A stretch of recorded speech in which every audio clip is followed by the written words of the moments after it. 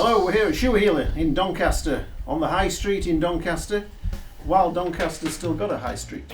And unfortunately it's a Friday and it's very quiet, as most Fridays are. Saturdays may be slightly better, but every town's having the same problem. The high street's dying down. There's not a lot we can do about it. It's evolution. We are evolving into a different way of shopping. Everything you could ever want is on your phone. And even shops like us selling shoes, it's something that you really need to try on. But it's evolving for a few reasons. One is people aren't coming to town like they used to do. They're just using their phones to order it.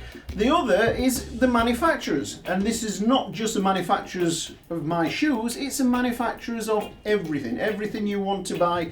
Hair dryers, washing machines, sewing machines, anything at all you want to buy, everything is online.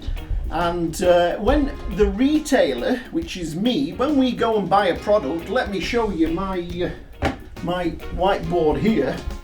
We would buy a product, anything retail is marked up generally 2.5 times. And I know what you're thinking, well, you greedy bugger, that's a lot of money, that. No, 2.5 times is the general markup. So when we buy a product at £100, it's £120 for the £20 VAT, but we claim that back. So here we have it marked up at £250. The first £42 we're losing VAT, 10% discount, which is usual for people, £25 off.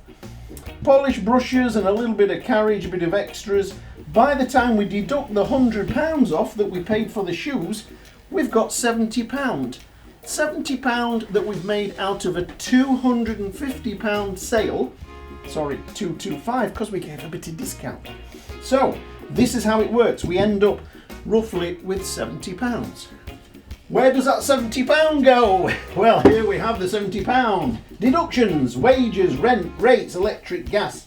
The accountant, the window cleaner, bless him, Simon, he's expensive, our Simon, and all the other bits and bobs that come out of the £70. So, the high street is struggling a little bit, but this is how we've always worked. Nowadays, the manufacturer, and this is not just shoes, this is everything you ever buy. The manufacturer made a slight profit, didn't make very much when he sold me that shoe at £100. If I owned the factory making the shoes, putting them out at trade price, I wouldn't be particularly happy myself. He can sell that straight out from his factory on a website, out it goes, full retail price, and none of these account. He's not paying any extra of these. He's just paying for his website.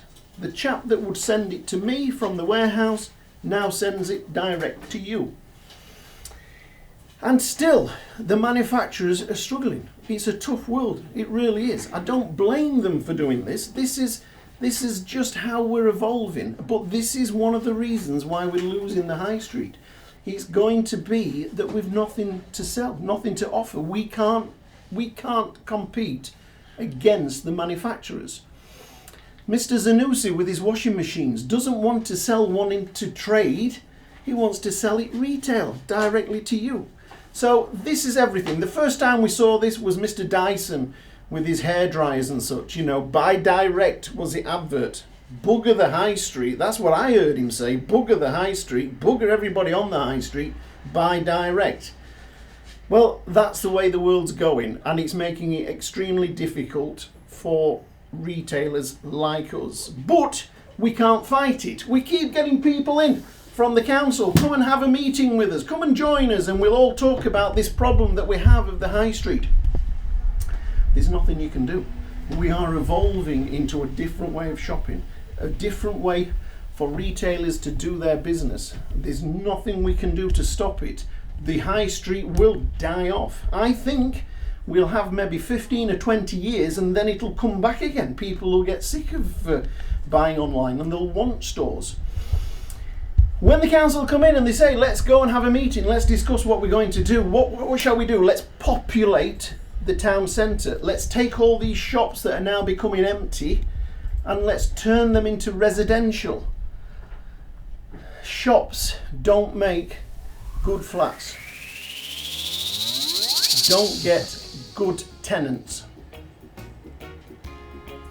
So, what will happen? We'll fill town with a bigger problem than it has now.